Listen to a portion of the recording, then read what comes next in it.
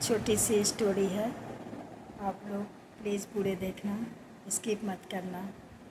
एक पति पत्नी थे, दोनों का ही आपस में बहुत ही प्यार था।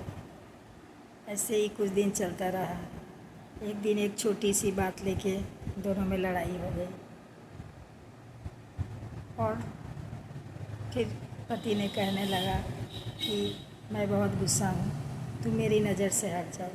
फिर पत्नी भी गुस्से में बोलने लगी कि आप यहाँ से चले जाओ, मैं आपको बिल्कुल बर्दाश्त नहीं कर सकती। फिर पति ने अपना कपड़ा उपड़ा पैक किया और करके निकल गया। उसके बाद उस समय पत्नी कुछ भी नहीं बोली। पति चला गया। एक दिन हुआ, 2 दिन हुआ, महीने हो गए, साल हो गए।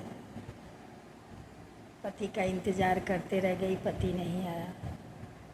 और उसके बाद एक दिन ऐसा होता है कि पति का बहुत ज़ोरों का तबीयत ख़राब हो गया और पति तबीयत ख़राब में दिन रात अपनी पत्नी को याद करने लगा कि हमारी पत्नी हमें कैसे करती थी, इतना सेवा करती थी। हर जगह जब भी मैं ऑफिस से आता था मेरे लिए नाश्ता, चाय, पानी, हर एक चीज़ याद करने लगा और वो रह नहीं पाया।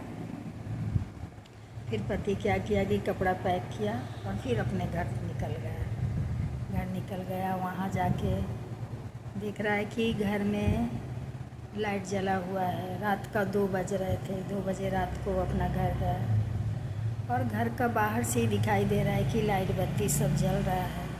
और दरवाज़ा भी मतलब लॉक नहीं था, दरवाज़ा ही बस ऐसे ही लगाया हुआ था। वो दरवाज़ा खोल के जब पति अंदर गया तो देख रहा है कि पत्नी सोफ़ा पे बैठी है और 2 बजे रात को लाइट जल रहा है।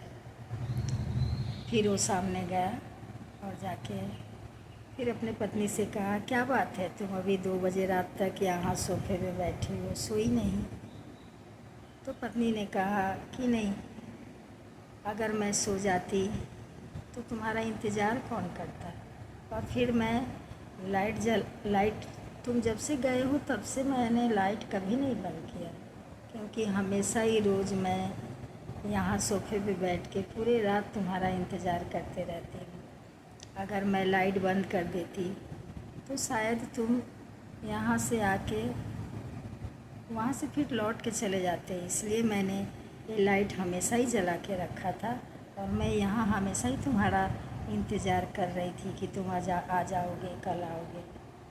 और फिर उसके बाद पत्नी ने माफ़ी मांगा कि मैंने बहुत बड़ा गलत कर दिया, आप मुझे माफ़ कर दो, आप फिर से दोबारा तो नहीं चले जाओगे।